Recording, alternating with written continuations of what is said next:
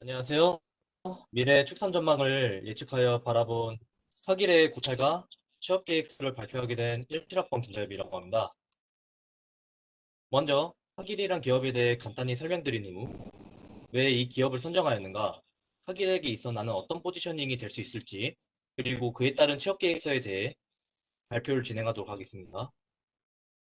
서길은 1870년 미국 남부의 미네소타주에 본사를 설립한 매우 유서 깊은 회사입니다.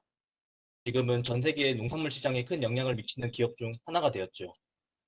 그리고 카길 코리아의 기둥이 된 퓨리나 코리아는 1967년 국내에서 설립되었고 2007년 카길의 인수합병이 되면서 현재는 카길 에그리 퓨리나로 기업명을 변경했죠. 카길 코리아가 사업 총괄부를 맡고 있고 카길 휘하의 세계 사업부로 분류되는 구조로 운영되고 있습니다. 카길의 매출액은 몇 년 전부터 증가 추세에 있었고 2020년에는 매출액이 1조를 돌파하면서 사람인 기업연구소의 매출 1조 기업에 등록되기도 하였습니다. 제조일 기준 평균 연봉은 3,900만 원 선이며 전체 평균 연봉은 식품 가공업계에서 14위라고 합니다. 여기까지가 기업에 대한 간단한 설명이었고 뒤이어 제가 카기를 선정하기까지의 배경을 설명드리도록 하겠습니다. 코비드19 사태에 묻혀 국내에는 잘 알려지지 않았지만 지금 전 세계적으로 이상기후와 메뚜기 떼로 인한 피해가 심각합니다. 작년 중국의 경우에는 홍수로 중국의 고창지대가 초토화되기도 하였지요. 몇몇 분들은 작년 뉴스에서 중국이 먹방 유튜버들에 대한 제재를 가했다는 점을 기억하고 있을 거라 생각합니다. 동남아시아, 인도네시아, 남아프리카 공화국 같은 신흥국에서도 빠르게 세계적 중산층들이 늘어나고 있는 것을 무시할 수 없습니다. 이런 요인들이 국제 농산물 시장에 큰 변수를 작용할 것이고 가축의 사료로 곡물을 수입해야 하는 입장에서도 결코 무시할 수 없는 부분입니다. 이로 인해 전 세계적으로 대체 시장을 빠르게 확보해 나가고 있는 추세인데요. 농림진흥청을 포함한 국내 국가기관과 지자체 차원에서 4차 산업을 접목한 어그테크에 투자를 아끼지 않고 있습니다.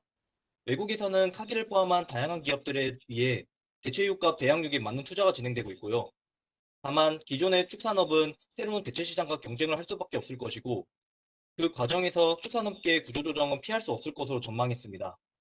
실제로 해외에서는 부동산과 인공지능을 접목한 프로테크 시장의 등장으로 인해 공인중개사나 건설사 등 건설 관련 계열의 약 50% 이상이 이미 일자리를 상실했다고 보도가 나왔습니다. 또한 IMF, 한국은행, 금융감독원 같은 기관의 보고서에서 가계부채로 인한 장기적인 국내 경제 악화 전망, 국내 산업의 전반적인 구조조정 필요성을 강조하고 있어 축산업의 구조조정 역시도 더욱 가소가 될 것이라고 보는 게 제 의견입니다. 이제 보고서 간단하게 보여드리면은 이제 이렇게 한국은행에서도 이제 밑에 내리면은 어, 여기 보면은 이제 가계부채나 이런 것들 이런 재무 건전성들 다 나오고 있고 지금 매우 심각한 상태고 또 지금 IMF도 지금 한국 이제 부채에 대해서 이제 설명을 하고 있습니다. 여기 보시면은 네. 네. 자, 제가 이제 IMF 보고서의 이제 결론에서 나왔던 부분을 제가 이제 간단하게 헤아린 부분입니다. 자, 대체산업의 등장과 구조조정 과정에서 가장 많은 양털깎기를 당할 것으로 예상되는 곳은 양동농가라고 생각합니다.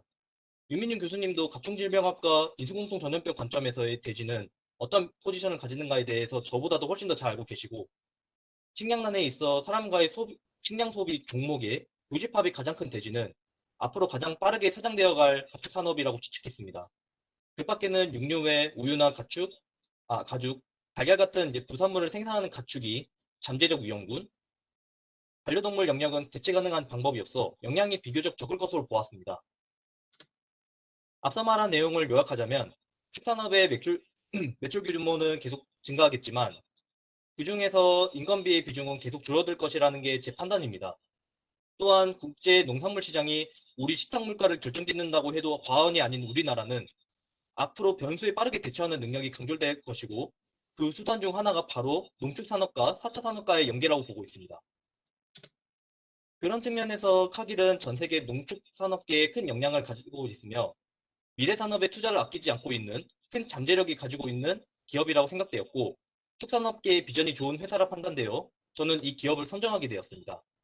또한 신흥국의 축산 내수에 진출하기에도 외국계 기업인 카길은 좋은 발판이 될 수 있다는 판단이 가능했습니다.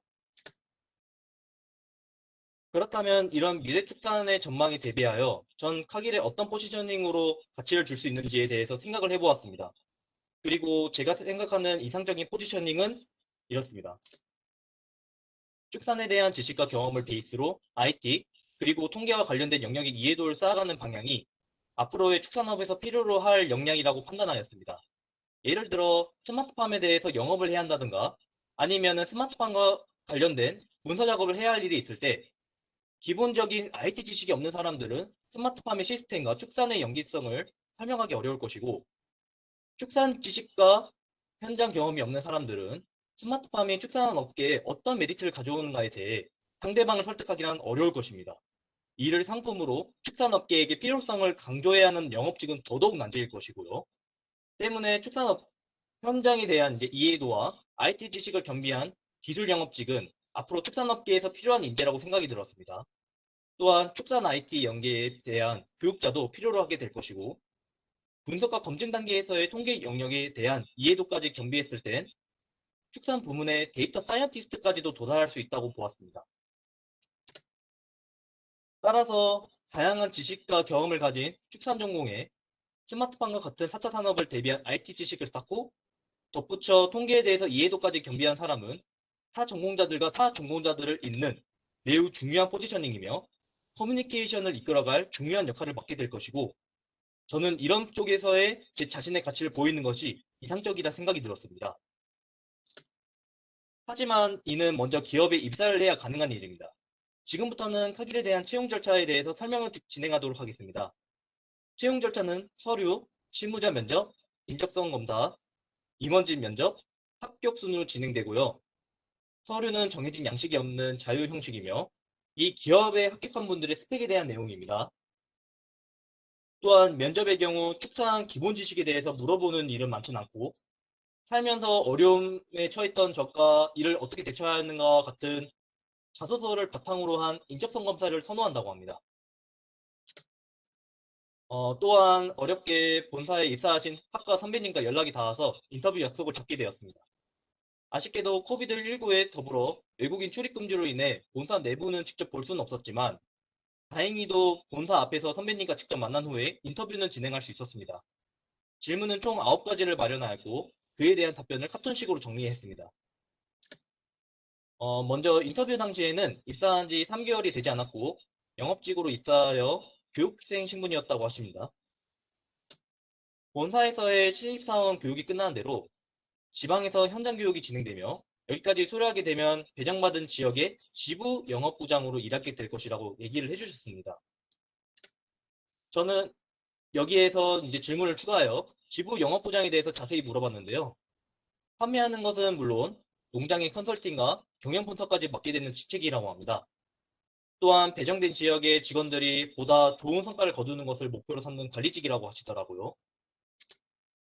카길은 사원들의 의견이라고 무조건 무시하지 않고 가능한 한 수용을 해주려고 배려하는 분위기라고 합니다. 또한 신입사원에 대한 교육이 체계적으로 잘 이루어져 있으며 사내 복지에 대해서는 외국계 기업답게 잘 되어 있는 편이라고 하네요. 최근 가장 보람찬 일에 대해서는 실습한 돼지 농가의 발표를 무사히 끝마쳤을 때라고 하셨습니다. 취업할 때 선배님은 어학 자격증은 없었지만 그래도 자신의 특별함을 내세울 경험으로 농촌진흥청 코피아 파견 프로그램으로 몽골에 인턴을 간 부분을 언급했다고 했습니다. 면접 때는 1분 자기소개 시간 때 자신을 상품, 사료로 비유해서 회사에 필요한 이유를 어필했다고 하셨고 또한 면접관들 앞에서 학창시절 때 동아리 활동을 살려 랩을 선보이기도 했다고 하네요. 카길이 바라는 능력이 무엇이냐고 했을 때 4가지를 강조하셨는데 첫 번째는 서로의 이익을 함께 도모하는 파트너십, 직원들과 화합하고 이끌어갈 리더십, 현장의 다양한 지식을 습득하고 활용할 수 있는 개방적인 사고, 마지막으로 이를 어필할 프레젠테이션이라고 했습니다. 비전공자들에 대한 IT 부분 질문을 했을 때는 IT 비전공자들에 대한 별도의 IT 교육은 없다고 하셨지만 IT를 포함한 다양한 분야의 지식이 영업직에서 점점 많이 필요하고 있다는 점을 강조하셨습니다. 마지막으로 카길에 입사를 하게 된다면 현장에서의 경험을 많이 하는 게 필요하다고 하시더라고요. 어학 자격증은 필수는 아니지만 외국계 기업이다 보니 영어로 업무를 볼 일이 있을 수도 있기 때문에 준비해두면 나쁠 게 없고 그 밖에 지원하는 직군에 맞는 역량을 어떻게 어필할지를 잘 생각해 보시라고 하셨던 게 인상 깊게 남았습니다. 전 향후 이제 어떻게 준비해 나갈지에 대해서 간단하게 설명을 드리면은 전 학과 내에서 현장을 접할 기회를 최대한 잡아서 활용해 보려고 합니다. 또한 파이썬이나 SQL 같은 IT 툴을 공부하면서 스마트팜에 이용되는 사물 인터넷 등 축산과 IT를 연계한 산업의 이해도를 높여보려고 합니다. 축산학과의 복수 전공도 병행하면서 학사 수료 후에는 입사 후에 야간대학원을 통해 제가 필요하다고 느끼는 학과에 석사 과정을 진행하면서 제 포지셔닝에 대한 입지를 다지는 것이 제 목표입니다. 네, 이상으로 제 발표를 모두 마치도록 하겠습니다. 네, 질문 있으신가요?